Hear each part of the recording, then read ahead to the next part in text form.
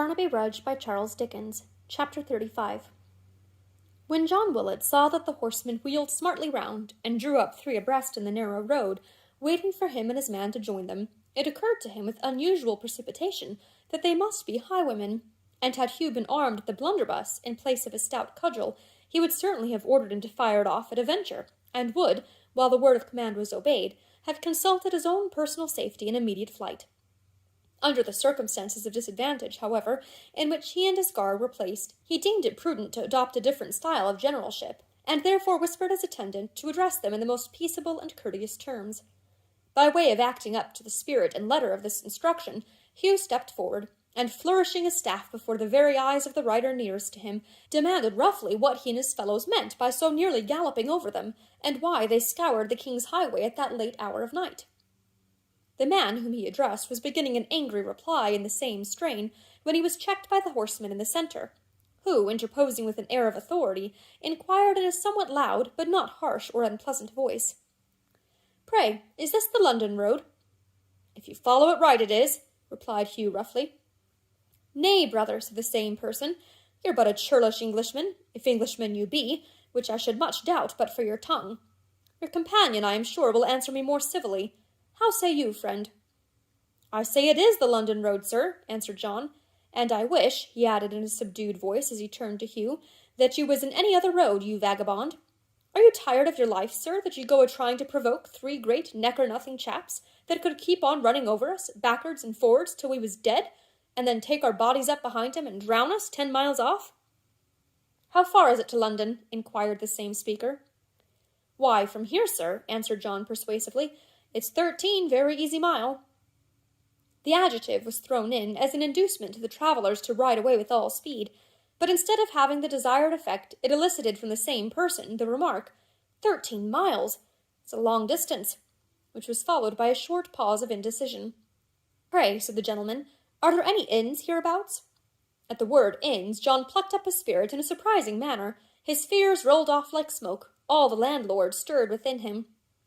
"There are no inns," rejoined Mr. Willett, with a strong emphasis on the plural number, "but there's a inn, one inn, the Maypole Inn. That's a inn indeed. You won't see the like of that inn often." "You keep it, perhaps?" said the horseman, smiling. "I do, sir," replied John, greatly wondering how he had found this out. "And how far is the Maypole from here?" "About a mile." John was going to add that it was the easiest mile in all the world, when the third rider, who had hitherto kept a little in the rear, suddenly interposed. "And have you one excellent bed, landlord? Hem! A bed that you can recommend? A bed that you are sure is well aired? A bed that has been slept in by some perfectly respectable and unexceptionable person?" "We don't take in no tag, rag, and bobtail at our house, sir," answered John. "And as to the bed itself—" "Say as to 3 beds," interposed the gentleman who had spoken before, "for we shall want 3 if we stay, though my friend only speaks of 1. "No, no, my lord, you are too good, you are too kind. But your life is of far too much importance to the nation in these portentous times to be placed upon a level with one so useless and so poor as mine. A great cause, my lord, a mighty cause, depends on you. You are its leader and its champion, its advanced guard and its van. It is the cause of our altars and our homes, our country and our faith. Let me sleep on a chair, the carpet, anywhere. No one will repine if I take cold or fever. Let John Gruby pass the night beneath the open sky, no one will repine for him. But 40,000 men of this our island and the wave, exclusive of women and children, rivet their eyes and thoughts on Lord George Gordon, and every day, from the rising up of the sun to the going down of the same, pray for his health and vigor. My lord," said the speaker, rising in his stirrups, "it is a glorious cause, and must not be forgotten. My lord, it is a mighty cause, and must not be endangered. My lord, it is a holy cause, and must not be deserted." "It is a holy cause," exclaimed his lordship, lifting up his hat with great solemnity. "Amen." "John Gruby," said the long-winded gentleman in a tone of mild reproof. "His lordship said amen." "I heard my lord, sir," said the man, sitting like a statue on his horse. "And do not you say amen likewise?" To which John Gruby made no reply at all, but sat looking straight before him. "You surprise me, Gruby," said the gentleman, "at a crisis like the present, when Queen Elizabeth, that maiden monarch, weeps within her tomb, and Bloody Mary with a brow of gloom and shadow stalks triumphant." "Oh, sir," cried the man gruffly, Where's the use of talking of Bloody Mary under such circumstances as the present, when my lord's wet through and tired with hard riding? Let's either go on to London, sir, or put up at once, or that unfortunate Bloody Mary will have more to answer for, and she's done a deal more harm in her grave than she ever did in her lifetime, I believe." By this time, Mr. Willett, who had never heard so many words spoken together at one time, or delivered with such volubility and emphasis as by the long-winded gentleman, and whose brain, being wholly unable to sustain or compass them, had quite given itself up for lost, recovered so far as to observe that there was ample accommodation at the Maypole for all the party. Good beds, neat wines, excellent entertainment for man and beast, private rooms for large and small parties, dinners dressed upon the shortest notice, choice stabling, and a lock-up coach-house, and, in short, to run over such recommendatory scraps of language as were painted up on various portions of the building, and which, in the course of some 40 years, he had learned to repeat with tolerable correctness. He was considering whether it was at all possible to insert any novel sentences to the same purpose, when the gentleman who had spoken first, turning to him of the long wind, exclaimed, "What say you, Gashford? Shall we tarry at this house he speaks of, or press forward? You shall decide." "I would submit, my lord, then," returned the person he appealed to in a silky tone, "that your health and spirits, so important under Providence to our great cause, our pure and truthful cause," here his lordship pulled off his hat again, though it was raining hard, "require refreshment and repose." "Go on before, landlord, and show the way," said Lord George Gordon. "We will follow at a foot-pace." "If you'll give me leave, my lord," said John Gruby in a low voice, "I'll change my proper place, and ride before you. The looks of the landlord's friend are not over-honest, and it may be as well to be cautious with him." "John Gruby is quite right," interposed Mr. Gashford, falling back hastily. "My lord, a life so precious as yours must not be put in peril. Go forward, John, by all means. If you have any reason to suspect the fellow, blow his brains out." John made no answer, but looking straight before him, as his custom seemed to be when the secretary spoke, bade Hugh push on, and followed close behind him. Then came his lordship, with Mr. Willett at his bridle rein, and, last of all, his lordship's secretary, for that, it seemed, was Gashford's office. Hugh strode briskly on, often looking back at the servant, whose horse was close upon his heels, and glancing with a leer at his bolster case of pistols, by which he seemed to set great store.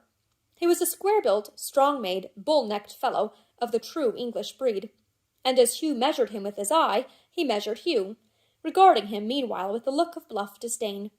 He was much older than the Maypole man, being to all appearance 45, but was one of those self-possessed, hard-headed, imperturbable fellows who, if they are ever beaten at fisticuffs or other kind of warfare, never know it, and go on coolly till they win. "If I led you wrong now," said Hugh tauntingly, you'd shoot me through the head, I suppose."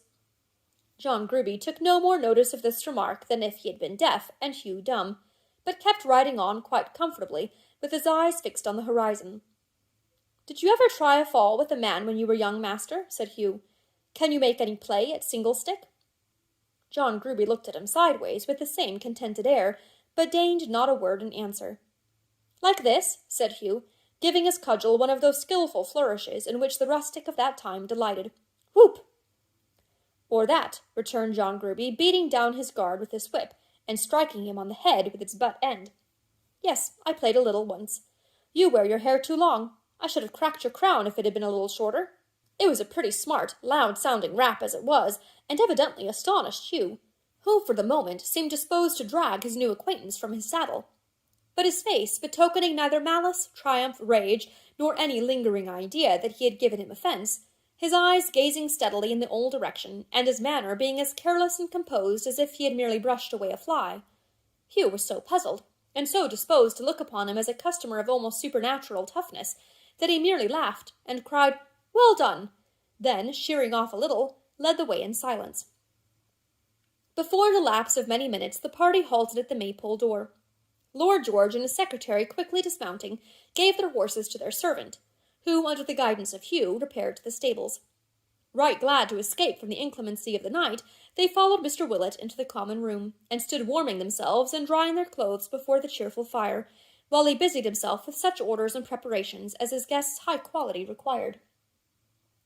As he bustled in and out of the room, intent on these arrangements, he had an opportunity of observing the two travellers, of whom, as yet, he knew nothing but the voice. The lord, The great personage who did the Maypole so much honor was about the middle height, of a slender make and sallow complexion, with an aquiline nose and long hair of a reddish brown, combed perfectly straight and smooth about his ears, and slightly powdered, but without the faintest vestige of a curl. He was attired under his greatcoat in a full suit of black, quite free from any ornament, and of the most precise and sober cut. The gravity of his dress, together with a certain lankness of cheek and stiffness of deportment, added nearly 10 years to his age, but his figure was that of one not yet past 30. As he stood musing in the red glow of the fire, it was striking to observe his very bright large eye, which betrayed a restlessness of thought and purpose, singularly at variance with the studied composure and sobriety of his mien, and with his quaint and sad apparel. It had nothing harsh or cruel in its expression, neither had his face, which was thin and mild, and wore an air of melancholy, but it was suggestive of an indefinable uneasiness, which infected those who looked upon him, and filled them with a kind of pity for the man, though why it did so they would have had some trouble to explain. Gashford, the secretary, was taller, angularly made, high-shouldered, bony, and ungraceful. His dress, in imitation of his superior, was demure and staid in the extreme, his manner formal and constrained. This gentleman had an overhanging brow, great hands and feet and ears, and a pair of eyes that seemed to have made an unnatural retreat into his head, and to have dug themselves a cave to hide in. His manner was smooth and humble, but very sly and slinking. He wore the aspect of a man who was always lying in wait for something that wouldn't come to pass, but he looked patient, very patient, and fond like a spaniel dog. Even now, while he warmed and rubbed his hands before the blaze, he had the air of one who only presumed to enjoy it in his degree as a commoner, and though he knew his lord was not regarding him, he looked into his face from time to time, and with a meek and deferential manner smiled as if for practice. Such were the guests whom old John Willett, with a fixed and leaden eye, surveyed 100 times, and to whom he now advanced with a state candlestick in each hand, beseeching them to follow him into a worthier chamber. "For my lord," said John. "It is odd enough, but certain people seem to have as great a pleasure in pronouncing titles as their owners have in wearing them.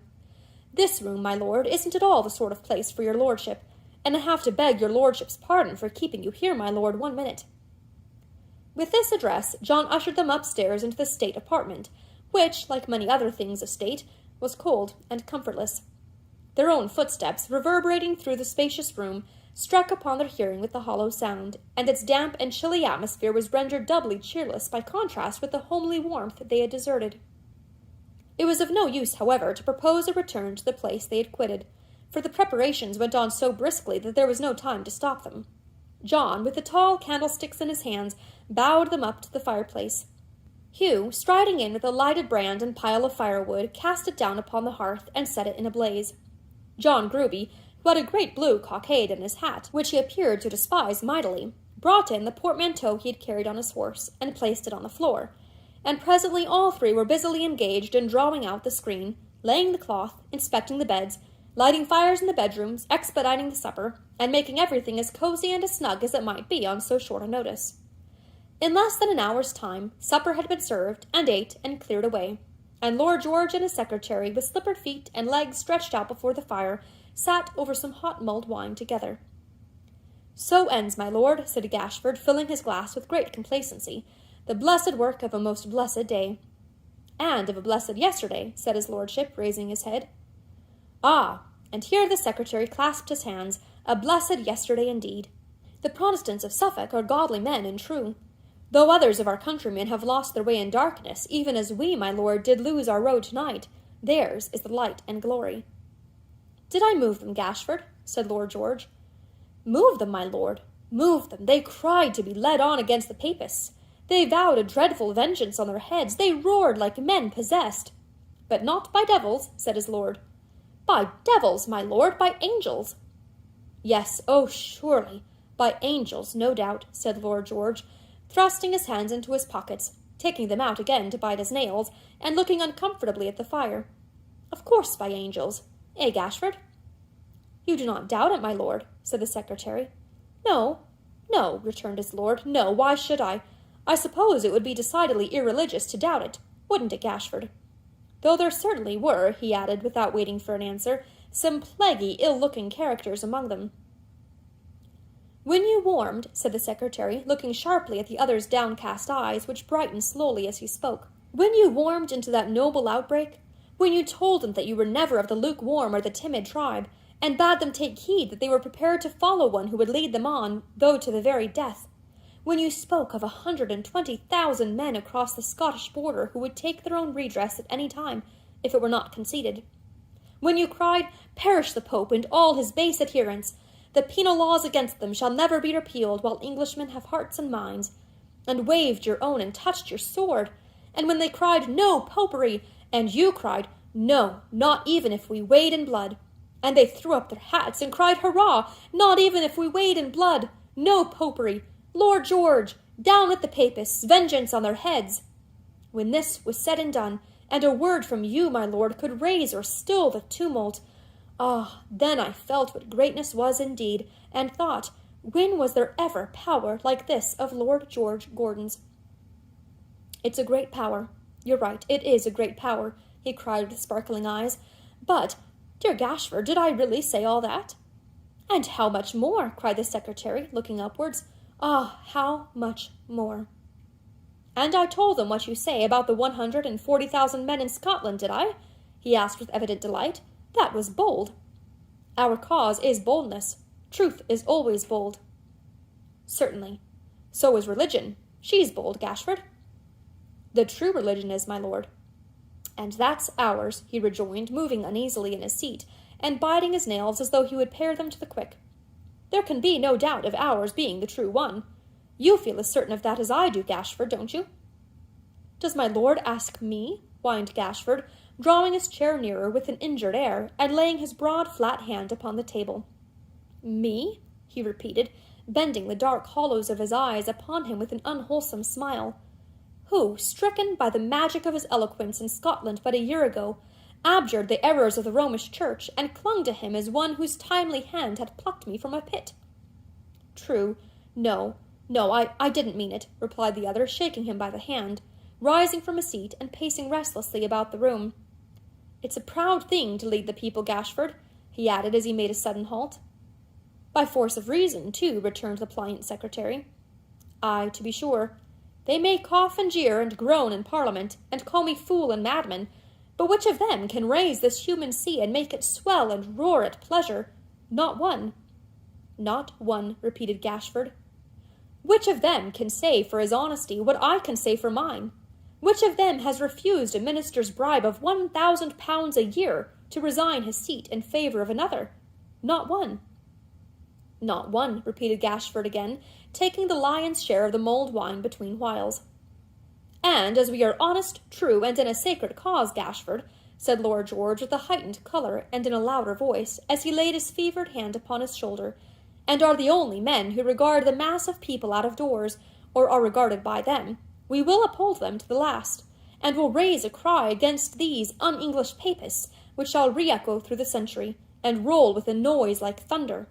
I will be worthy of the motto on my coat of arms, called, and chosen, and faithful."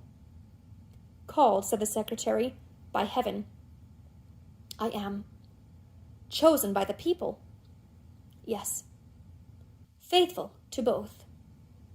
"To the block."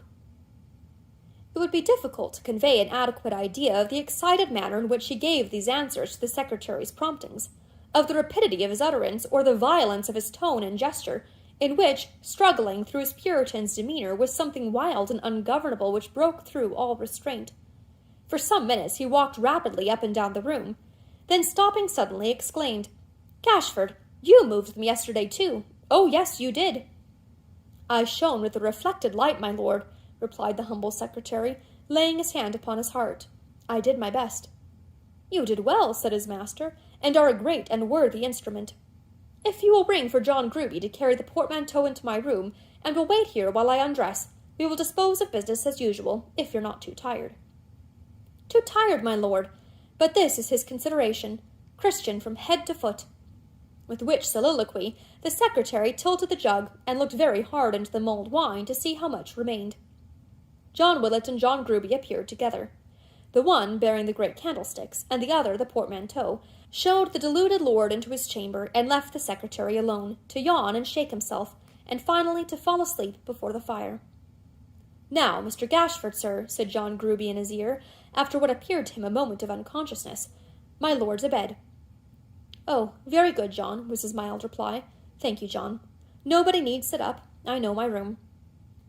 "I hope you're not a-going to trouble your head tonight, or my lord's head neither, with anything more about Bloody Mary," said John. "I wish the blessed old creature had never been born." "I said you might go to bed, John," returned the secretary. "You didn't hear me, I think."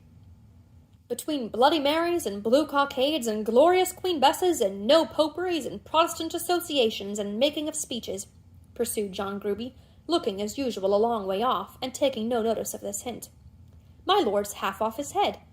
When we go out of doors, such a set of ragamuffins comes a-shouting after us, 'Gordon forever!'